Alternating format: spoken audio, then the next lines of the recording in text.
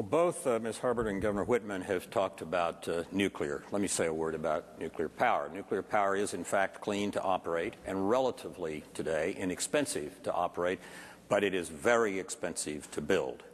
The reason we haven't built any nuclear power plants since 1979 is because of the public's concern about 3 Mile Island and in the aftermath. The market will not build nuclear power plants. It requires huge subsidies. Subsidies, first of all, with respect to loan guarantees, secondly, with respect to insurance, all paid for by the taxpayers. If you add up all of those, nuclear is considerably more expensive than natural gas at today's prices.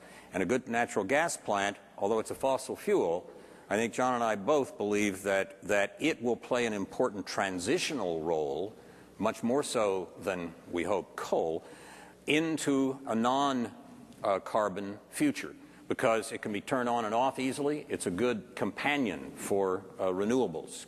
At night, when the sun's not shining, you can turn on the natural gas plant. So there is a real role, I think, for gas, but less of one for nuclear, partially because of the cost, but mainly because of the proliferation risk. We could deploy nuclear in this country without worrying about this. We have a problem where to put the spent fuel, but we could solve that. The real problem is that if you have a nuclear power plant, under the existing treaties, you can get into the fuel cycle in whatever country in the world you are in. You can enrich uranium, reprocess plutonium, and get very, very close to having a nuclear weapon. North Korea has shown that. Iran has shown that.